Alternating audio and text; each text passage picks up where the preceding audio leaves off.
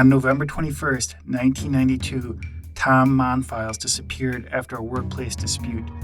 A day later, his body was found in a pulp vat with a 50-pound weight wrapped around his neck. Over 30 years later, exactly who killed Monfils remains a mystery.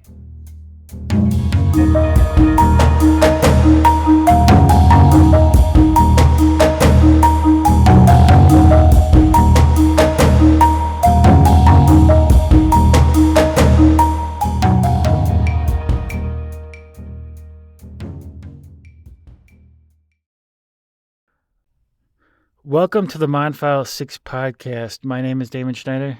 My name's Mike Putchell. Tonight's episode is the Union Conspiracy Hoax. So on December 6, 1994, Detective Winkler and his partner, Detective Brohagen, interviewed Connie Jones, who was one of the managers at the plant. They wanted her to confirm that the bubbler scenario had happened, but she said flatly that she saw Mike Pye in Coop 7 and not in Coop 9. And so all the people who supposedly ganged up and attacked Monfils had come from Coop 9. So by her stating that, that basically said that the bubbler incident did not occur in her mind. She wasn't confirming it. On December 7th, the next day, Winkler interviewed Dave Daniels, who had worked on the number 9 machine with Keith Kutzka and John Menu. They wanted to get Menu to rat on the others, but he would not. He did not observe the bubbler incident. And there was a big deal of whether Menu or Daniels had gotten ice from the ice machine. The idea was that if Menu had not gotten ice on November 21st, there was a hole in his timeline. So why do you think, Mike, that the police were going after Menu? Well, I think they wanted to rope him into the whole group, and they were really just struggling to get him in there. They seemed to really think that he knew more than he let on. It almost seems as though the workers at the plant who cooperated were the ones that they would not go after, and then the ones that sort of would not cooperate, they would go after. Is that kind of how you got the impression as well? Yeah, I mean, it certainly seems clear the police went after a lot of people, but yeah, they definitely seem to go a little harder at others, and maybe that's because they viewed them as easier to go after, easier to intimidate. I mean, people like Kellner, people like Winkler and these detectives, I think they can recognize pretty quickly like who is going to be easy to work with and who isn't. Yeah, for sure. I think that was one of Winkler's strong, detective characteristics, was that ability. On December 8th, so again the next day, Winkler and Brohagen dropped in on Menu, again wanting a handwriting sample from him. Menu actually invited the detectives to his house while he did the sample. And then Winkler told Menu, I heard that you told people about Brian Kellner wearing a wire. So why is that important? We know that Winkler likes to say that he heard things that he really didn't hear, so that he can kind of see where that ends up going. And I don't. What's your take on that portion of saying he wore the wire? Because he knew that was false. He never did ask Kellner to wear a wire. Yeah. He just wanted to see if that lie would, or that rumor would get spread around the mill, and he was right. So Menu's face turned red. I think that's the way Winkler recorded it in his detail sheet. And I have to say, I actually question if that actually happened. Just because I think Winkler embellished a lot of these. We know that he gave his opinion on things was uh, a little bit over the top. I think he liked to add stuff that probably didn't happen or embellish things. Yeah, that's what the authors state often in the book, that he would do things like that. So that is very possible. Winkler then told Menu that we, the police, know that you witnessed the murder of Tom Monfils and that you are against us. And then when he used that phrase, Menu got himself a lawyer. A few days later, Winkler and his partner Brohagen were back at the Fox Den trying to confirm the role play incident. Ron and Charlotte, the owners, both denied it happened. And then Winkler, as he often does, he threatened Ron with having to go to the John Doe hearing and stating that if he said something incorrectly, he could be held in contempt. So, what are your thoughts on Winkler just using this John Doe hearing threat over and over again? I think I think he knows exactly what he's doing. I think that's what I was alluding to earlier, where I think Winkler throws out these threats to a lot of people, sees how they respond. There's some people who he's said those threats to that really kind of say, "Okay, then take me to that trial. I don't really care," you know. And then there's people who are like, "Well, I don't really want to go through that, so I guess I'll cooperate and say what you want me to say." So I think he just kind of throws that threat at them and sees if it sticks. And with Ron and Charlotte, or Char, they seem to be pretty firm with their views, and I don't think that really worked with them. Yeah, we speculated that they might have been older because when the authors they died before the book was published, and so that would sort of suggest if they're older, they're maybe a little bit wiser than some of the other people. Because again, these people, a lot of these people in this case, like Monfiles himself was only 35. You know, so had they been, the age of the Selnicks, maybe they wouldn't have been so easy to trick. So the Selnicks, Broadhagen lied to Charlotte Selnick and said that they had her on tape during the role play, but she continued to deny that ever happened. Again, that's something the Kellners they were duped by. And as the authors point out, the Selnicks had no reason to cover for Kuska. He was just an occasional customer. They never worked at the plant, nor were they in the union. So, what do you think the authors mean by that? By emphasizing, that hey, Kutska was just an occasional customer. They didn't work in the plant. They didn't work in the union. They're trying to establish that they have no allegiance to the Monfile 6, so they're not going to protect them. They're going to tell the truth.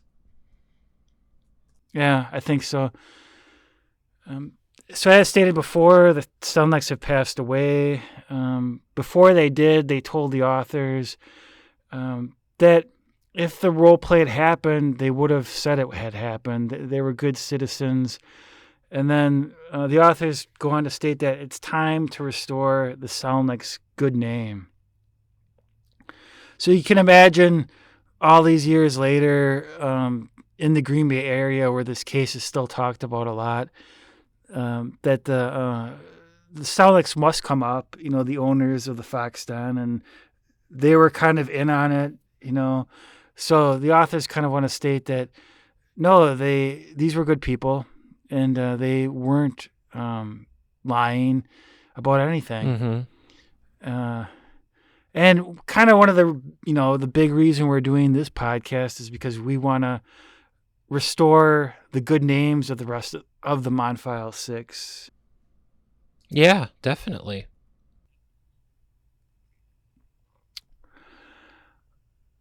Memento mori.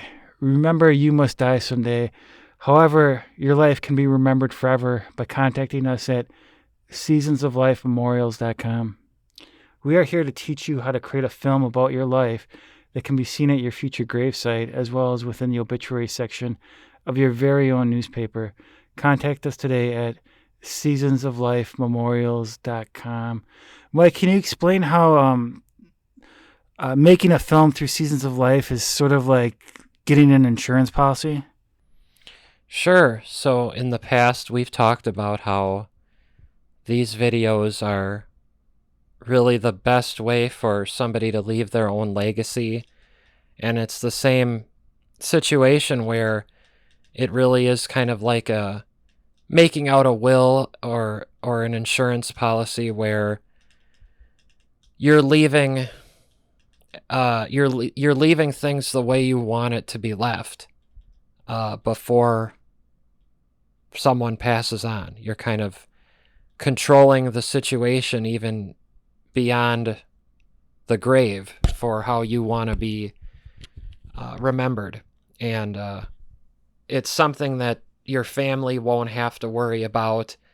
They won't have to kind of wonder if this is how you would have liked it, as far as like what would go into the video and things like that. What would you want to be said about you, because you'd be saying it all yourself. So there's a lot of relief from that standpoint. There's a lot of relief uh, off the shoulders of family members and friends, because they don't have to put together this.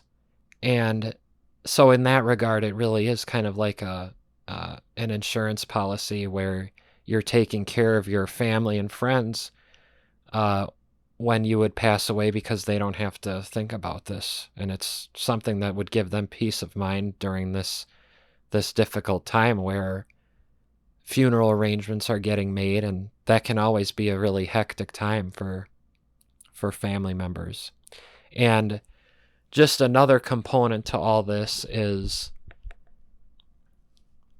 a comment on the QR code in the obituary. We were just looking at a local obituary, and we were just remarking about how it's very brief. It's about a 45-year-old individual who passed away this past July, and the obituary is only about 4 or 5 sentences. Most of it is about where the visitation and services are going to be held. Very little information about the individual's life. And perhaps that's the way he wanted it. Maybe he had actually made those intentions known before he passed. Not sure. But it could also be because of the cost of placing an obituary in the newspaper. The shorter the obituary, the less expensive it is. And our point is that with the QR code, you have a relatively inexpensive obituary. You're not filling like this quarter page thing in the newspaper that costs hundreds of dollars, if not $1,000. And there's such limitless possibilities with doing the video. You can pack in so much more than you would even in a multi-paragraph obituary. You can have the photos and then more details on the life story. And then, of course, I mean, these life stories, people love seeing photos. I mean, a picture tells 1,000 words, as they say. So having the QR code, less expensive, and then just saying so much more than the typical standard typecast obituary would be. So lots of benefits here to doing Seasons of Life memorials. And we're back. So Minu had now become the latest victim. Winkler and Brodhagen interviewed mill workers to try to rope them into the case, but nothing really came of this. So the authors state that the police had to show that Kutzka's personal beef with Monfils had somehow morphed into this huge crusade of the mill workers wanting to protect one of their own. Mike, do you think that the police proved that happened? That they were able to take this little beef between Monfils and Kutzka and make it somehow between the plant workers, the union workers, and like a rat like Monfils? I'm a little confused by that. Are you saying did they successfully prove that the whole group was involved? Is that what you're saying? Did they prove that narrative that all these guys that were in Coop 9, they got all so riled up over what Monfils had done? Do you think the police proved that? No, I don't. It's not really a believable scenario that this would be like kind of something that would just happen in the matter of a few minutes. You'd have these people come together that we know really didn't know each other that well. So, two of them never even met each other before, and you'd have just kind of this random mob come together. I mean, this was really Keith Kutzka's issue, not the whole group's issue. So I'm not convinced that this happened that way. So, according to the police, then their theory, at around 7:30 a.m. on November 21st, a group of Monfils co-workers had worked themselves into a rage over the tape and attacked him. According to the police theory, all of the men were yelling at Monfils, and then one of the men hit him in the back of the head with some sort of wrench, and that they believe Keith Kutzka sat back and watched it all unfold. So I was a little bit interested in that aspect, that Keith sat back and watched it unfold. If Keith was the main person that got injured by all of this, why don't you think he would have been the one who would have lunged at Monfils first? I don't know. I think their point with saying he sat back and watched was that kind of fit in with his his notoriety. You know, it was mentioned in the book that he was known to kind of stir up trouble and then watch things unfold. The problem I have with these accusations, like with the wrench hitting somebody hitting him with the wrench, did they ever actually say who they think hit him with the wrench? I don't believe so. This came up at the Milwaukee Film Fest when they had the question and answer period afterwards, and a woman in the audience directly asked a question about, was a weapon ever recovered, and Winkler admitted that there was not. He thought it was some sort of pipe wrench, but he did admit that no murder weapon was ever recovered. Yeah. And as one of the defense lawyers pointed out,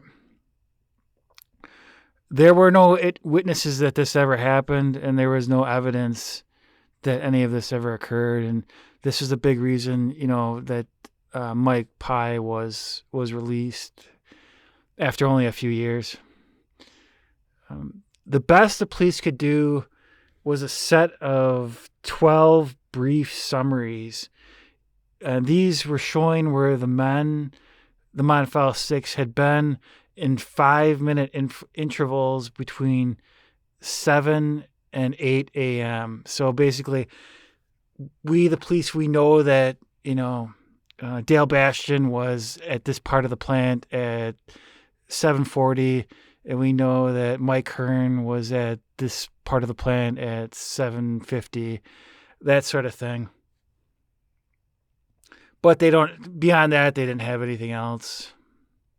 And because of this, the police and the DA used a union conspiracy of silence theory to prop up their weak case of only circumstantial evidence.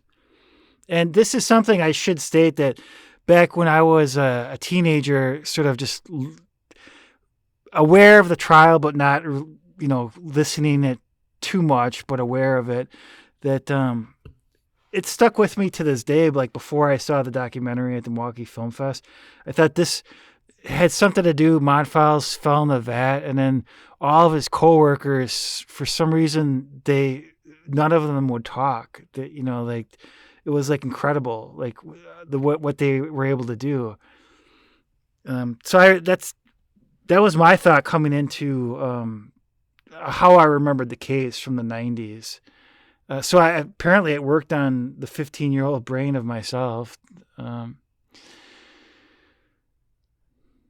But the fact is, these men repeatedly tried to help the police. The men even pointed fingers at each other, and not a hint of nefarious contact between the men was ever found before or after Monfils' death, and has ever been found to this day. The union conspiracy never existed. Now I just want to play a short clip in regards to Mike Hearn's lawyer right now. My client is hanging out there alone. I think that's pretty clear if anybody's listening to the evidence. Everybody's protecting everybody else. At least they're all saying they're together, and my guy isn't. My guy's hanging out there on the edge, holding on with his fingernails, and I'm going to make sure that the jury gets that message. This wall of silence that has come into this case is the envy of the mafia. It is incredible. So, Mike, do you think it was a wise strategy for Mike Hearn's lawyer to basically say, my client is innocent, but the rest are guilty? I don't know. That's a tough question, because they're all being tried together. So, I mean, I guess you could say it could work out, because if they're saying that one is innocent, then you kind of have to. I mean, I would think you'd want to let everybody go, because it's either you convict them all or you convict none. And, if he's saying that his client's innocent, you shouldn't be sending someone innocent to prison. But on the other hand, I mean, he has to say that because he's not representing everybody. He's only representing Mike. So I get why he did that.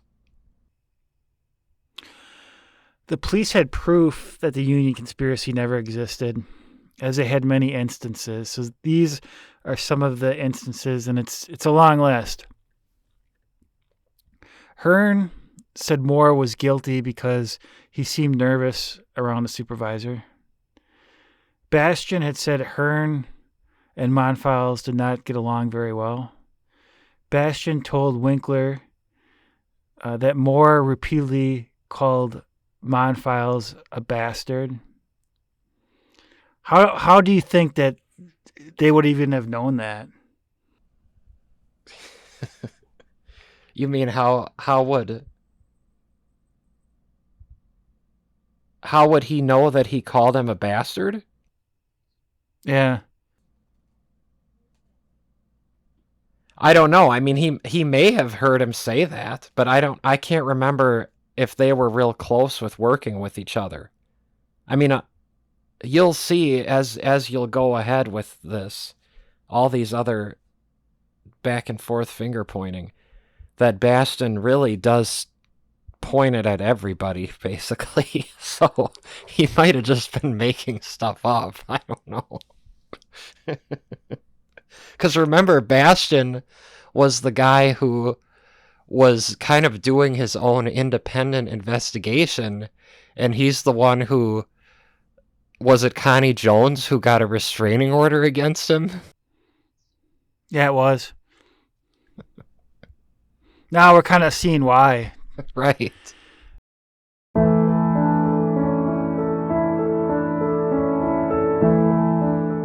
What's remembered lives.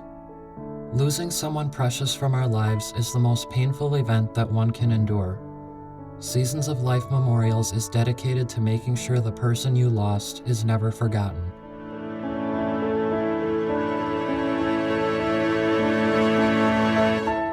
We work with you to help you craft a film about your loved one's life that can be viewed at the gravesite. We can also help you create a film about your very own life that can be viewed in the obituary section of your hometown newspaper.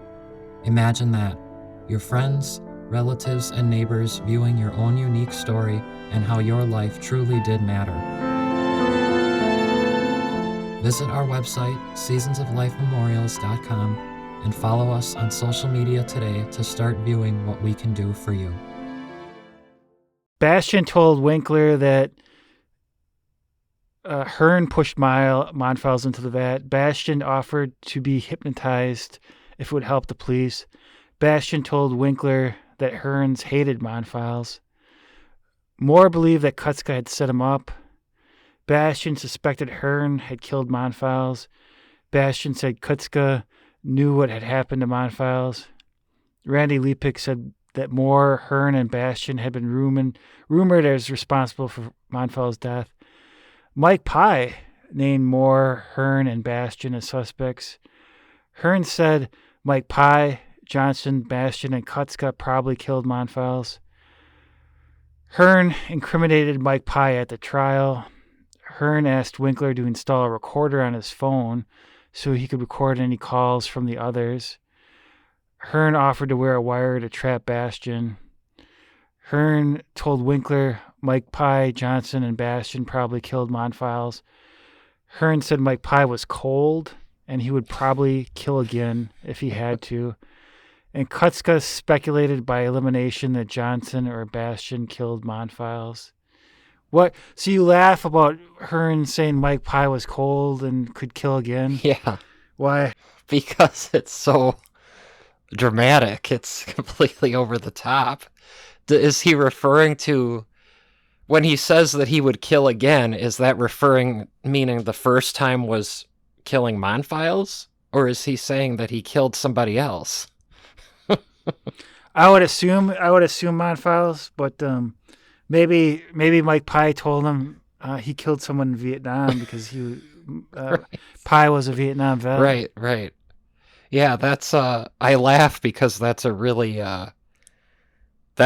shot right there, saying that he would kill again if he had to.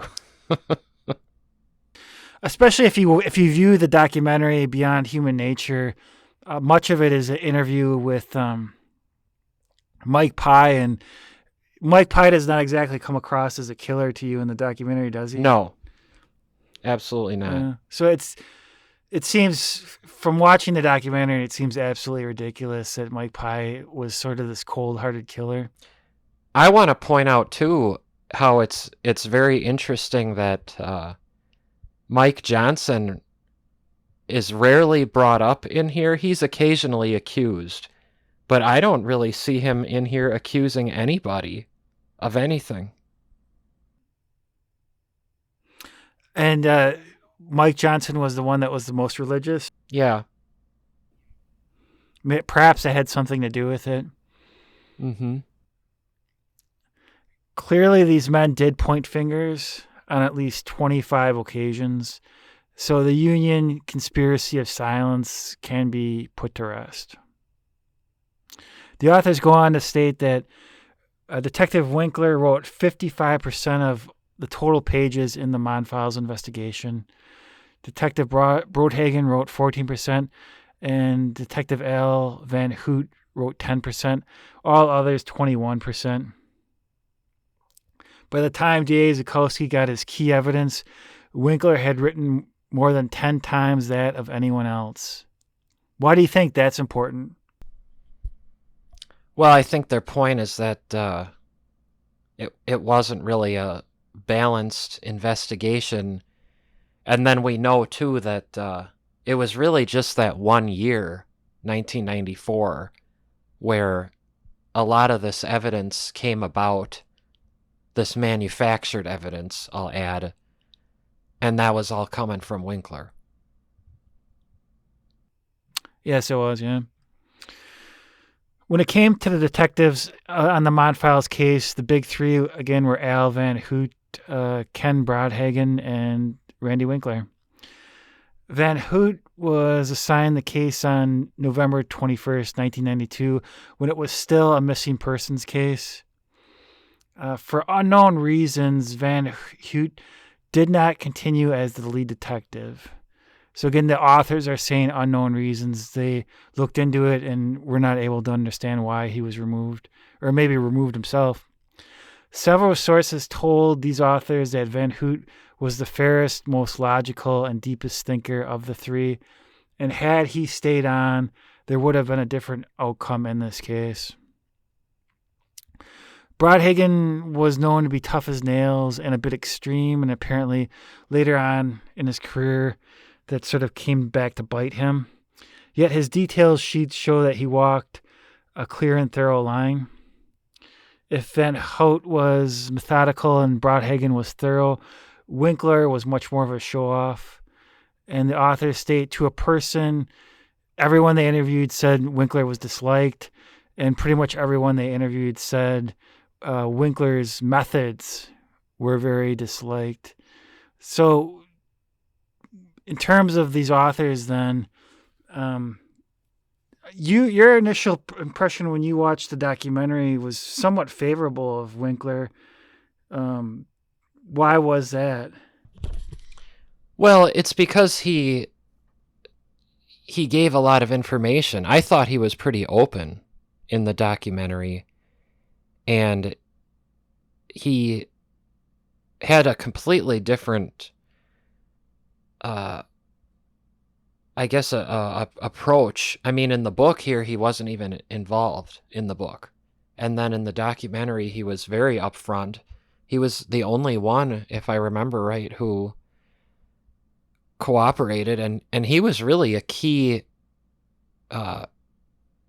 interviewee in that film, at least from the police standpoint.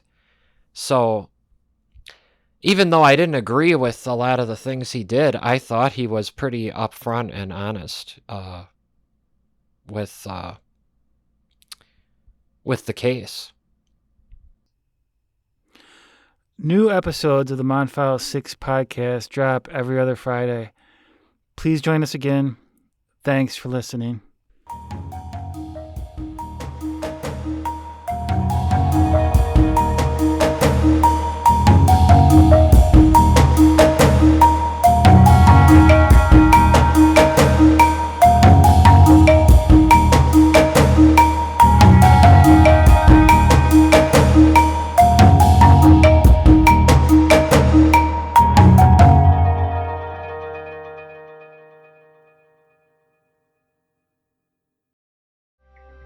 Have you recently lost a loved one and want to hold on to their memory forever? Would you like all of the world to view what their life had been about? Seasons of Life Memorials is what you are looking for. We create individual and unique documentary shorts that will allow anyone visiting the gravesite to view the documentary and your memories of the loved one. Contact us today to set up an appointment at seasonsoflifememorials.com.